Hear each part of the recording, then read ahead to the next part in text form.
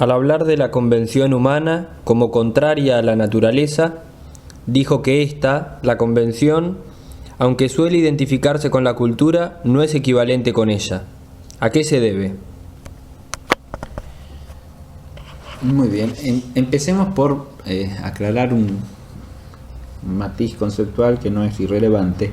La convención, lo mismo que la acción moral y lo mismo que lo artificial, no son contrarios a la naturaleza, son distintos de la naturaleza, y son algo que se le distingue o que se contrapone por distinción, pero no por contrariedad, en el sentido de que una cosa excluya a la otra o repugne a la otra o distorsione a la otra, ¿no? Eso es importante entenderlo, y en la clase acerca del concepto de naturaleza yo traté de enfatizar esto. Son aspectos de la realidad humana que se contradistinguen de lo natural mismo, pero se fundan en lo natural y se ordenan a lo natural, hablando en términos filosóficos, de manera tal que no se puede decir que sean contrarios en sentido propio, sino que son distintos o contradistintos, pero arraigando en la naturaleza humana, es decir, son distintos que se basan en una singularidad de la naturaleza humana, que es la capacidad de operar libremente.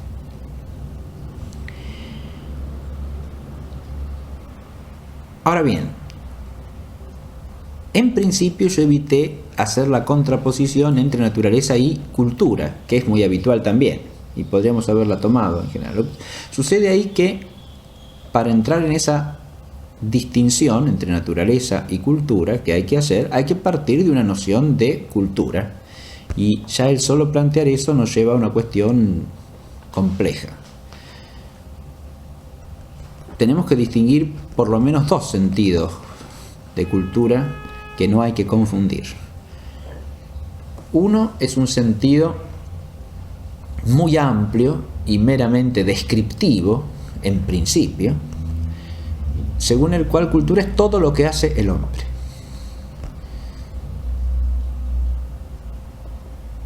Como contradistinto de lo natural. En ese sentido sería lo que se distingue de lo natural en general, todo lo que hace el hombre, y en eso que hace, ¿qué ponemos? Y todo lo que el hombre hace a partir de la naturaleza dada, incluida su propia naturaleza, ¿no? Todo lo que hace. En esa fórmula de definición hay, sin embargo, una cierta vaguedad, porque ¿en qué sentido está tomado el término hacer allí?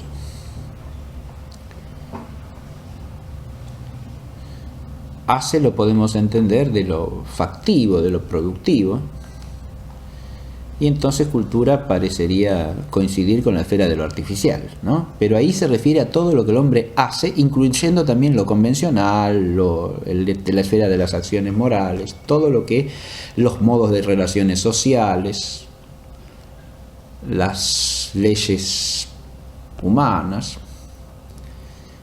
ya sean de orden privado o público, es decir, todo lo que constituye la esfera de lo que hace el hombre. Usado así el término cultura, se puede distinguir de naturaleza, pero genera una grave confusión. Primero, porque no distingue esferas del quehacer humano, pero además porque usa un término que en su origen es valorativo como si no lo fuera, y detrás de eso hay una suerte de trampa lingüística, podríamos decir. ¿Por qué digo que usa un término valorativo como si no lo fuera? Porque en el sentido clásico, cultura no es un término neutro, no es un término meramente descriptivo, es un término que implica una valoración. Es decir, cultura es todo lo que el hombre hace según su esfuerzo deliberado para perfeccionarse como hombre en el orden de la vida social. Corresponde en este sentido, cultura en latín, o humanitas, como se dice también clásicamente, humanidad, ¿no? según la expresión de Cicerón, al concepto griego clásico de paideia, es decir, toda la actividad autoperfectiva del hombre en orden a su planificación como hombre y a su vez al fin último del hombre. Pero en este sentido implica, primero, una relación a la naturaleza humana entendida en su esencia, de manera tal que todo eso que hace el hombre se llama cultura si es perfectivo de la naturaleza, no si es imperfectivo. Y es claro que los hombres podemos hacer tanto lo uno como lo otro. Pero además de implicar una clara concepción de la naturaleza humana y en relación con ella una noción de la plenitud del vivir humano, de la plenitud del vivir a la que se ordena todo ese esfuerzo perfectivo, implica a su vez una relación de esa plenitud de vivir con lo que se entiende como el fin último del hombre, sin lo cual no se puede ordenar el conjunto de las actividades humanas a un ideal de planificación vital o de perfeccionamiento. Esta doble característica, vincularse con la noción de plenitud o planificación del vivir humano y de orden al fin último de la existencia humana, y estas dos cosas a su vez relacionadas entre sí, hace que el concepto en su raíz sea un concepto claramente valorativo, lo cual resuena todavía en castellano cuando decimos que alguien es un hombre culto, en el uso vulgar, ¿no? Lo cual implica una cierta bondad, un cierto perfeccionamiento. No es decir eso no es decir algo que es valorativamente neutro, sino que tiene una implicación positiva. Por supuesto que el término también ha sufrido una degradación semántica con el tiempo, porque hay que ver a qué se llama ser culto, ¿no? Porque puede caerse en una concepción meramente superficial, de conocimiento, de erudición, sin incluir la cultura moral, la cultura religiosa, la cultura humana integral, que es la que perfecciona o planifica al hombre como tal. Si uno hace alusión a este concepto clásico de cultura, no todo lo que hace el hombre es cultura. Cultura implica lo que el hombre hace, pero en la medida en que eso que el hombre hace está ordenado ¿a qué? Al conocimiento de la verdad y a través de él a la sabiduría, al cultivo de la virtud y a través de eso a la bondad moral del hombre y a su felicidad natural, y al perfeccionamiento, por lo tanto, de las relaciones humanas como relaciones entre seres virtuosos en la vida social. Fuera de eso no podemos decir que algo sea cultura. Esto, insisto, implica un parámetro de valoración objetivo, sin lo cual no tiene sentido el concepto mismo. Es decir, hay que entender que hay una naturaleza humana, en virtud de esa naturaleza humana plantear un ideal de perfección del vivir humano, que de eso se trata aquí, no de perfeccionar la naturaleza en su esencia, por eso es inmodificable, ¿no? Sino de perfeccionar el vivir humano conforme a la naturaleza del hombre, pero esto a su vez en orden a un fin, porque la noción de perfeccionamiento implica siempre referencia al bien. Y el bien que está en juego en el concepto de cultura es el bien del hombre como hombre, es el bien total del hombre. La bondad del hombre es implícita, como hemos explicado otras veces, ¿no? De manera tal que si no es en relación con eso, no se puede tampoco entender cultura en el sentido clásico. Como este concepto en su uso tradicional a lo largo de siglos ha cargado esta valoración positiva, cuando uno lo usa en el sentido lato, amplio, descriptivo, como podríamos decir, empieza a caer en una trampa lingüística, por lo menos si no advierte esto, que ha pasado de un uso a otro claramente distinto, y no asume que si ese término usado en sentido amplio sigue cargando con su connotación valorativa positiva, se cae inevitablemente en una suerte de relativismo. Porque si todo lo que hace el hombre, sea en una dirección o en otra, aún direcciones contradictorias entre sí, se llama cultura, entonces cultura es cualquier cosa. Y es la visión que de alguna manera está asociada a la difusión de ese concepto. todo es cultura, todo lo que el hombre haga, y tan cultura una como la otra, la de esta sociedad o la de esta otra, la de este grupo o la de este otro grupo, todo es cultura es una actividad y la otra actividad humana, porque son actividades humanas, son cosas que hace el hombre, entonces era lo mismo, todo es cultura, ¿sí? Cultura, el conjunto de reglas que rigen a la mafia, y es cultura la literatura más elevada que el hombre ha creado. Muy bien, todo es lo mismo, todo es cultura. Y todos tienen derecho a tener su cultura. Esa idea es una idea claramente relativista de la noción de cultura, que si se la sigue consecuentemente hace que dé lo mismo una cosa que su contradictoria, lo bueno que lo malo objetivamente dicho respecto de la naturaleza humana, y por lo tanto suprime la posibilidad de un parámetro objetivo de referencia para hablar de lo que hace el hombre.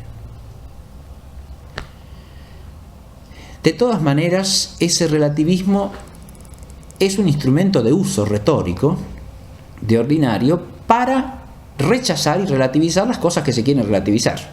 Porque en última instancia, aún los que usan el concepto de cultura de esta manera, tienden a hacer valoraciones. Implícitas o explícitas, pero las hacen y presuponen que hay cosas que están bien y cosas que están mal en general. Hago notar de una sola cosa nomás. Si uno sostiene que toda cultura en este sentido lato debe ser respetada, es porque cree que eso es un bien objetivo que hay que preferir al otro. Si se afirma un derecho a que cada grupo, sociedad o época tenga su cultura, sin más y sin ninguna limitación en orden al bien objetivo del hombre, es porque se cree que eso es mejor. ¿En relación con qué? Entonces ahí hay que explicar que hay un ideal de hombre presupuesto y de lo que es la condición humana y de lo que es el fin de la existencia humana. Si no, no se ve por qué hay que preferir eso al otro. Es decir, por qué hay que preferir el relativismo cultural a una idea objetiva de cultura que tenga un alcance universal para todo hombre. Ese alcance universal tampoco excluye las peculiaridades culturales de una sociedad, de un pueblo, de una época. Al contrario, porque en la medida en que el esfuerzo se ordena al perfeccionamiento del hombre como hombre, sus frutos son cultura en sentido propio. Y podríamos decir que en toda tradición cultural hay elementos auténticamente culturales. Y esto tiene una contrapartida también, como el hombre en su esfuerzo propio mezcla la verdad con el error y la virtud con el vicio, también en toda tradición cultural específica o particular, histórica, concreta, hay elementos que son de alguna manera anticulturales, es decir, son algo que el hombre cultiva, pero que no son cultura en sentido propio. El sentido lato yo creo que se justifica solamente partiendo de la etimología. Si cultura se entiende por lo que el hombre cultiva o se esfuerza por cultivar, es obvio que podemos cultivar tanto lo bueno como lo malo. Podemos cultivar la virtud, pero también podemos cultivar el vicio. Podemos cultivar la verdad, su conocimiento y el esfuerzo por conocerla, o podemos cultivar el error y la ignorancia y el esfuerzo por permanecer en ella. Es decir, el hombre puede cultivar tanto una cosa como la otra, ¿no? Ahora, si yo llamo cultura sin más, tanto a lo uno como a lo otro, o sea, sin tener en cuenta esta distinción entre un concepto clásico de cultura y un concepto meramente descriptivo, entonces caigo necesariamente en una confusión y en un error.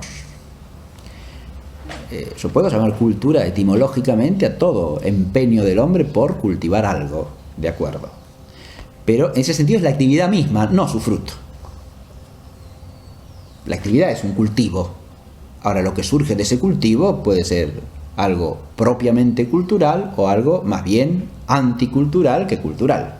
Porque si es, en lugar de perfectivo del hombre y ordenador al fin último del hombre, algo que lo imperfecciona al hombre y lo desorienta de su fin último, entonces más que cultural es anticultural, aunque sea cultivado. En ese sentido, el acto de ser cultivado perfectamente podría llamarse un esfuerzo cultural.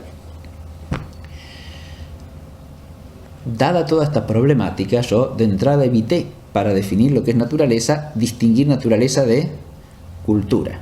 Ahora, una vez que ya la hemos planteado, ahora podemos abordar el problema. ¿Se distingue la naturaleza de la cultura o no? Y es evidente que hay una distinción.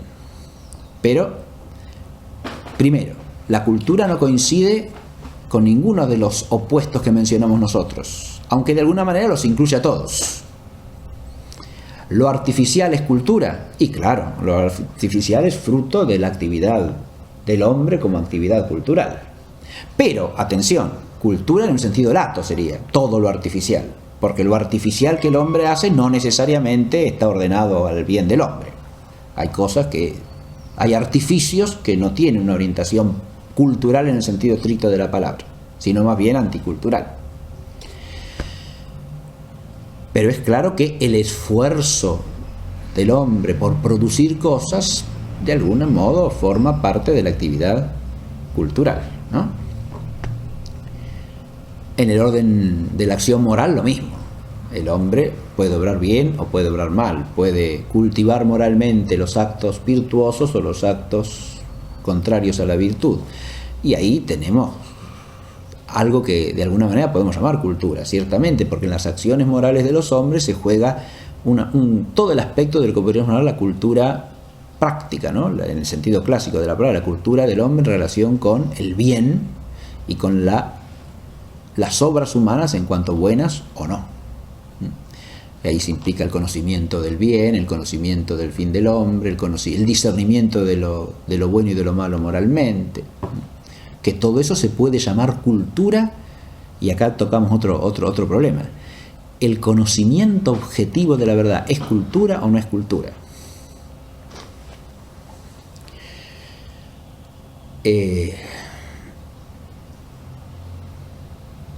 Para producir artificios el hombre tiene que tener conocimientos, ¿no? Pero el arte mismo y la cosa producida no son el conocimiento. Para obrar moralmente de una manera o de otra, el hombre tiene conocimientos, pero los conocimientos que tiene no son la acción moral, no son la obra humana, son algo que la enraiza en la inteligencia, le da una luz o no, una luz mayor o menor, digamos así, pero no es la obra misma. Esto es fácil de advertir. Y en el caso de la convención lo mismo. La convención de suyo no es un conocimiento. Implica conocimientos acerca de algo, pero ella misma es una determinación de orden práctico, ¿no? Se estipula hacer las cosas de una manera determinada, de una manera o de otra, ¿no? Que son igualmente legítimas en principio. El conocimiento es algo que es inmanente al hombre mismo, ¿no? Lo mismo que la virtud moral. Y acá advertimos una cosa: el perfeccionamiento del hombre como hombre es algo que se da en el sujeto humano. Y es algo a lo que la naturaleza humana tiende. Podríamos decir que es de alguna manera el fin intrínseco o inmanente de la propia naturaleza humana, ¿no? La naturaleza humana, como toda naturaleza, tiende a su propio perfeccionamiento. Ahora, en la medida en que lo adquiere, ese perfeccionamiento es algo meramente natural. Y acá hay que distinguir. Es algo que se da en la naturaleza del hombre. Es algo que la planifica como naturaleza. Pero en la medida en que depende de acciones conscientes y libres y voluntarias del hombre, no es meramente natural, porque depende de actividad moral. Adviértase que la cultura en el hombre se alcanza a través de un proceso que llamamos educación, ¿no? La educación tiende a hacer a los hombres auténticamente cultos, o sea, planificados como tales, ¿no? Y la actividad educadora es una actividad que entra en la esfera de la acción moral, de que hablábamos antes. Es una cosa que se distingue de la naturaleza como lo dado al hombre. Implica una actividad consciente y deliberada del hombre. Aunque es una propiedad de la naturaleza humana el ser educable y el ser educanda, es decir, el ser susceptible de ser educada, propiamente hablando, y necesitar ser educada. Es una doble propiedad que tiene la naturaleza humana. Como es propio del hombre, todo eso que hemos contrapuesto a la naturaleza son propiedades de la naturaleza que permiten hacer una contraposición con lo que es natural en el sentido estricto. qué no identificar lo convencional con la cultura? Bueno, después de la explicación que he hecho, creo que resulta claro que una convención puede ser algo cultural, pero que la cultura sin más no es un conjunto de convenciones. Si yo en la cultura incluyo el conocimiento de la verdad y el conocimiento ya sea en el orden teórico, sea en el orden práctico, incluso en la cultura el desarrollo y el cultivo de la virtud, es obvio que eso no es una convención. Si yo en la cultura incluyo los oficios y las artes de suyo no son una convención. Pueden tener elementos convencionales, pero no son una mera convención. Porque un arte tiene un fin propio y tiene un modo adecuado de alcanzar el fin propio, que es la cosa a producir. Ahora, que haya elementos convencionales en el arte, y los hay, por supuesto. Hay elementos convencionales en el arte como los hay en la esfera de la acción moral, ¿no? Hay elementos convencionales porque los hay en la sociedad, en la vida social.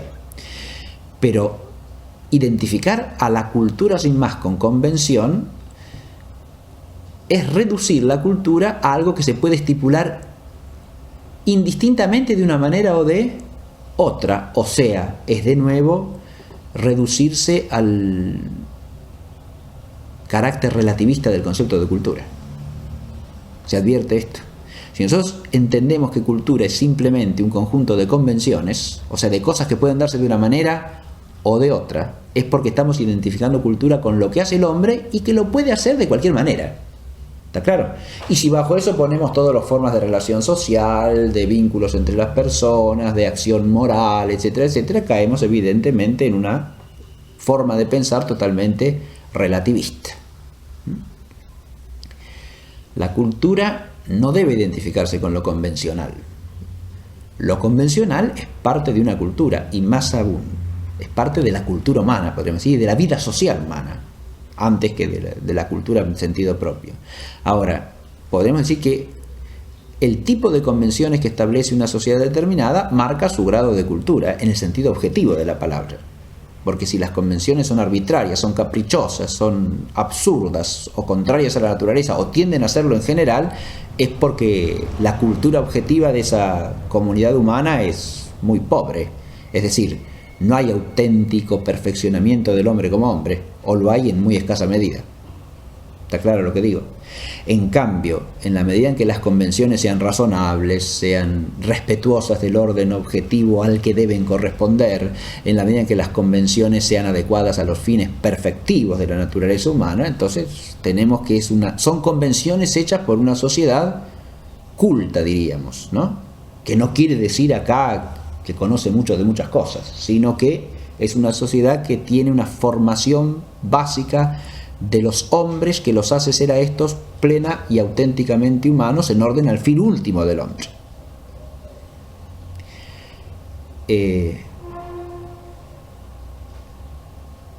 Para que este panorama no quede encerrado solamente en el orden natural, digo una sola cosita más. Ese fin último del hombre en concreto, nosotros los cristianos por la fe sabemos que no es de orden natural, de manera tal que a la luz de la fe cristiana la cultura, toda ella, como perfeccionamiento del hombre, está ordenada a un fin que la trasciende. Toda entera, en todos sus aspectos.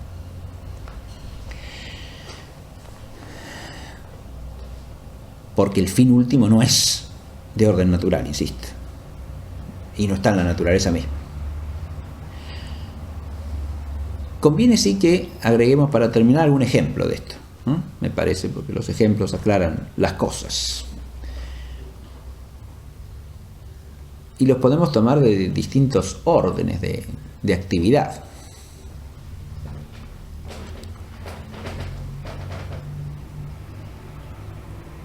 Podemos tomar, por ejemplo, la actividad política en el sentido del gobierno de la sociedad civil, ¿no? Ordenado al bien común. ¿Hay elementos convencionales en el gobierno humano o no?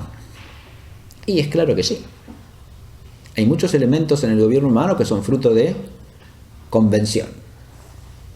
Por ejemplo, ¿cuáles serán las instituciones concretas a través de las cuales se ejerza la autoridad de gobierno civil?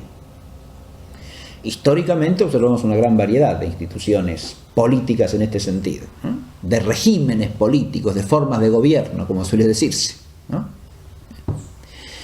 Y en eso hay elementos convencionales, que la forma de ejercer la autoridad sea a través de una monarquía, por ejemplo, o de un conjunto de magistraturas entre las cuales se distribuye lo más ampliamente que sea posible el ejercicio de la autoridad, ¿no? Si uno compara la Roma de los reyes con la Roma de la Libre República, para poner un ejemplo concreto, preciso y no divagar en cuestiones. Porque cuando se dice monarquía también hay muchos elementos convencionales. Una monarquía es simplemente que hay un rey, y sí, pero puede haber un rey acompañado de un conjunto de instituciones muy diversas que haga que, o con una concepción de la autoridad monárquica que haga que esa monarquía sea muy distinta a otra monarquía. No es lo mismo, digamos, en la monarquía del Egipto faraónico que la monarquía asiria. Son monarquías, pero son regímenes monárquicos distintos entre sí. No es lo mismo la monarquía hitita que la monarquía babilónica. No es lo mismo la monarquía de la Francia del siglo XVII que la monarquía británica del siglo XX. Son monarquías, pero son monarquías distintas que tienen muchos elementos convencionales. Es decir, uno puede decir, la autoridad del rey, el rey tiene estos atributos, tiene estas capacidades de acción, tiene estos límites de acción, y en el establecimiento de eso, en la estipulación de todas esas características de cómo ha de ejercerse la autoridad de un monarca, o de un presidente, o de un primer ministro, o de un gabinete de ministros, o de lo que sea, o de los cónsules de la antigua Roma, en eso hay estipulaciones que son convencionales, ¿no? Es una convención que los cónsules de Roma fuesen 2, y sí, eran 2, podrían haber sido 3, podrían haber sido 4. La idea de la Libre República es que fuese una magistratura colegiada. Ahora, para ser colegiada tiene que ser más de 1. Puede ser 2, puede ser 3, pueden ser 4. Les pareció que, como era la Suprema Magistratura, poner más de 2 era poner un obstáculo demasiado grave a la ejecutividad gubernativa. Entonces, con prudencia, les pareció que era más conveniente la convención de que fuesen 2 y no que fuesen 3 o 4. Que no fuesen un triunvirato o un grupo de 4 o de 5, etc., ¿no? Lo cual parece bastante razonable. O sea, es una convención, pero que sea una convención no quiere decir que sea totalmente arbitraria. Hubiera sido absurdo poner 100 cónsules, porque entonces no hubiera sido una autoridad ejecutiva que pudiese gobernar la república, ¿no? O sea, sería una asamblea, no la cabeza de la administración del Estado. O sea, la convención existe, pero la convención está llamada a ser razonable ¿en orden a qué? Al fin que se tienen vistas y a la cosa de la que se trata. Tiene que ser conforme a la naturaleza de la cosa. Uno no puede estipular una convención cualquiera, caprichosa, arbitraria. Ahora, en la medida en que se respeta el bien objetivo, en este caso la existencia de un gobierno que garantice la prosecución del bien común en la vida social, ¿no? Y el fin de eso, en la medida en que se respete eso, la convención puede ser razonable y puede ser buena, ¿no? Variando. Hay variedad de maneras de organizar el gobierno de un Estado, de una res pública. Si uno toma este ejemplo, para empezar, creo que puede advertir claramente cómo lo convencional no es sin más lo cultural. De nuevo, ¿no? Porque la cultura política consiste en todo aquello que en el orden político se ordena al perfeccionamiento del hombre como hombre, ¿no? Las convenciones en última instancia tienen que ser culturales, ¿no? Si tienen que tener un carácter cultural, diríamos así. Tienen que estar pensadas para que sirvan a la cultura, pero la cultura es mucho más que las convenciones. Las convenciones serían como instrumentos de la cultura, lo mismo que los artificios, porque la cultura propiamente dicha en última instancia se da en cada persona, ¿no? Hay una cultura objetiva que está compuesta por todas las cosas que se comparten entre los miembros de la sociedad, objetos de conocimiento, instrumentos de uso, convenciones usuales, etcétera, etcétera, ¿no? Pero la cultura de fondo es la cultura subjetiva, la que está encarnada en cada persona, ¿no? Y eso no es una convención. No es una convención eso mismo, que es en definitiva un conjunto de hábitos perfectivos del hombre, de conocimiento o de orden moral, o de orden práctico en general,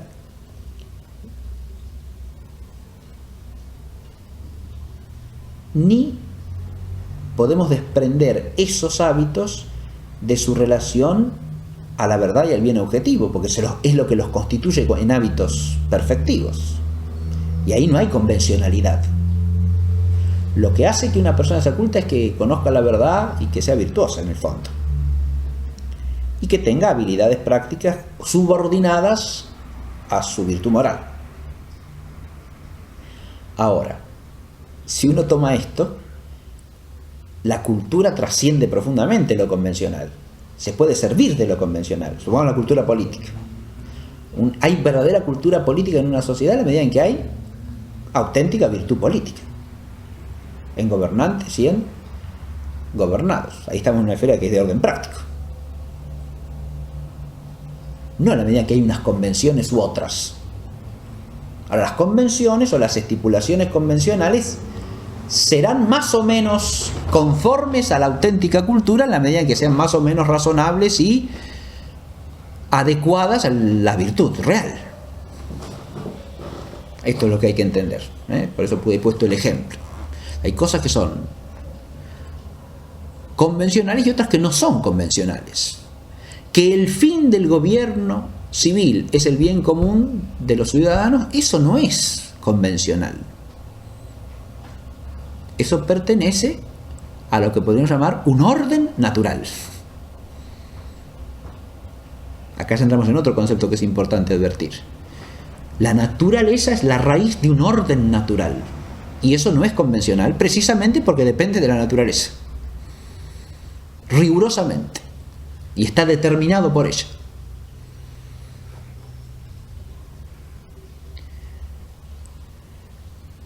Las convenciones son sanas y son razonables en la medida en que respetan ese orden y se enmarcan en él. Fuera de eso ya pasan a ser convenciones contrarias a la razón y viciosas. Y esas no son culturales, sino bien anticulturales. Y esto en el orden político es claro. No es convencional en el orden político, por ejemplo, que la autoridad que ejerce el gobernante humano tenga su fundamento en la autoridad divina. Eso no es una convención. Eso es una verdad objetiva, lo reconozca el gobernante humano o no la reconozca. Eso no es una convención. Ahora, sí es una convención que el gobierno esté organizado de una manera o de otra con tales o cuales instituciones concretas, insisto.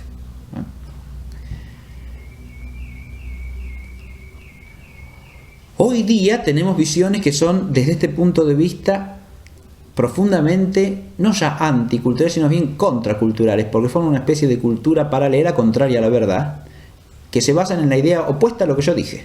Es decir, absolutizan cierta forma de organización de la actividad política. Si no existe eso, la sociedad no es ni humana siquiera. Pero relativizan los principios objetivos del orden natural. Entonces ahí hemos invertido las cosas. ¿Está claro? El hombre es auténticamente hombre si se hace a sí mismo a través de cierto tipo de institucionalidad de gobierno, cosa que es convencional en el fondo y que debe ser medida en su razonabilidad y bondad por la naturaleza humana, no al revés. No que el hombre resulta hombre porque se gobierna así y si no, no es un hombre.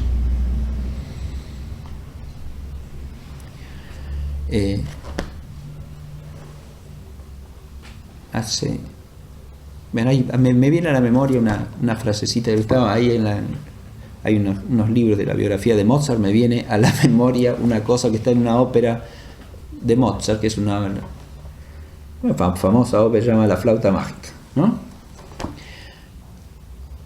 O sea, el libretista de la ópera era un hombre que se esforzó por poner en la ópera toda su ideología que en gran medida es de trasfondo iluminista y asociada a la masonería de esa época. Bien, y eso se refleja en muchas partes del libreto. Hay una partecita del libreto en el que el gran sacerdote Sarastro canta. Es un aria famosa que empieza in diesen heiligen Hallen, es decir, en estos sagrados recintos, en estas sagradas salas. Bien. Y al final de ese aria dice que aquel que no comparta de corazón esta doctrina, la que él ha expuesto, no merece ser un hombre. No merece ser un hombre. Esta frasecita la tomo porque tiene que ver con esto que estábamos diciendo. Si uno la puede dejar pasar, oír la musiquita agradable, todo lo que se quiera. Bien. El hecho de que eso se ha dicho con una música agradable y muy cantable es hasta un signo terrible. Pero bien, volvamos a lo que quiero explicar. Esa frasecita es como una especie de, diríamos, si uno la analiza profundamente, una especie de manifiesto típicamente iluminista que tiene que ver con la distorsión esta que yo acabo de mencionar, de hacer del ser hombre un producto del hombre. ¿Usted merece ser hombre o no merece ser hombre? Fíjense que es una nueva manera de anatematizar, que no tiene que ver con la escritura revelada. Porque uno no puede ser hombre o no ser hombre. Ni se puede merecer ser hombre. ¿Cómo se merece ser hombre? Si uno piensa la frasecita, es claro que está diciendo un disparate, Si uno la piensa desde el sentido común y desde la fe cristiana mucho más todavía, ¿Cómo se puede merecer ser hombre? Nadie merece ser hombre, porque nadie merece ser. Primero, nadie merece ser. Empecemos por ahí. Sí. Y segundo, nadie puede merecer ser esto o aquello, porque merecer es algo que puede darse en alguna naturaleza. Pero si yo no tengo el ser antes, no puedo merecer. ¿Cómo se va a merecer ser un hombre? Ahora, la frasecita cobra lógica si ser hombre es algo que establecen algunos hombres. Usted es hombre si vive así, si dice esto, si dice aquello, si la sociedad está ordenada así, si tiene esta forma de gobierno. Y si no merece ser hombre. O acepta esto de corazón, o se alegra de esta doctrina, o no merece ser hombre. Adviértase esto, Es decir, se está diciendo que detrás de eso está toda la mentalidad del totalitarismo occidental contemporáneo, O usted está dichoso con este régimen político, o eso no merece ser hombre. ¿Se da cuenta? No merece. Y si no merece ser hombre, la consecuencia es que deberá ser punido debidamente, o sea, dejar de ser hombre, lo cual quiere decir dejar de ser en última instancia, obviamente, porque si usted aparentemente es un hombre y no merece ser hombre, entonces, ¿cómo se soluciona ese problema? O pasa a ser hombre porque acepta la doctrina con alegría, o hay que liquidarlo. Es una lógica de hierro esa, no tiene vuelta, ¿se da cuenta? Bien. El problema es que eso está dicho con una música de salón muy amable, sumamente armoniosa y agradable al oído. Bien, pues eso es un drama que vivimos hasta el día de hoy. Eso. Bien, ahora volviendo para terminar con esto. La naturaleza es lo no convencional. Ser hombre no puede ser una convención. Eso es lo que hay que entender. No es una convención. No es algo que usted merece o no merece porque adhiere o no adhiere a esto o aquello. No. Usted siendo hombre puede merecer, y esto es la auténtica lógica de la escritura que es conforme al sentido común, usted siendo hombre puede merecer el cielo o puede merecer el infierno. Perfecto. Pero no puede merecer ser hombre o no ser hombre, porque si es un hombre es lo que es. Y acá está la dificultad fundamental para no discernir el límite adecuado de la naturaleza y la cultura, La cultura implica al hombre ya como realidad natural. Y no puede ser pensada siquiera si no hay un hombre que es hombre. Si no existe la naturaleza humana, no puede existir cultura. Como no puede existir la acción moral, ni puede existir lo convencional, ni puede existir lo artificial. Existen porque existe la naturaleza humana. Pero si su raíz es la naturaleza humana también tiene que ser su parámetro de validez objetiva y su parámetro de valoración. Y no al revés. No puedo dirimir al hombre por una convención del hombre. No puedo medir al hombre porque lo que el hombre conviene. Esa es la contracultura sofística, es la mentalidad de la sofística antigua, ¿no? Yo hago del hombre la medida de todas las cosas, con lo cual, en realidad, sería también la medida de sí mismo. ¿Y cómo puede ser el hombre la medida de sí mismo? ¿Cómo puede ser el hombre la medida de lo que es y de lo que no es, incluso del mismo? Caemos en una contradicción absoluta. Estoy poniendo un sujeto que se puede anular a sí mismo a través de la convención de lo que es y lo que no es. O un sujeto que tiene que estipularse a sí mismo como fruto de una convención. Pero entonces ya desaparece el sujeto. ¿Quién es el hombre que dice lo que es ser hombre y lo que no es ser hombre? Por convención. ¿Es un hombre o no es un hombre? Esto es lo que hay que pensar cuando uno ve pulular alrededor la avalancha del relativismo, sobre todo el relativismo en orden a la idea de que lo humano es sin más una convención, que es el extremo del relativismo, ¿no? Lo humano mismo pasa a ser una convención, lo que yo llamo humano, lo que yo llamo ser humano, y eso depende de la cultura. Ahora, si eso depende de la cultura, el hombre como sujeto ha desaparecido. Y entonces, ¿la cultura es cultura de quién? Es una cosa que se produce por sí misma y que a su vez produce la idea de hombre y a través de ella lo que es el hombre. Y entonces, ¿cuál es el sujeto de la cultura? Muy bien. Yo no empecé directamente contraponiendo naturaleza a cultura porque estaba todo este complejo de asuntos detrás. Entonces traté de evitarlo. Pero una vez que hemos entrado en el concepto es importante reflexionarlo.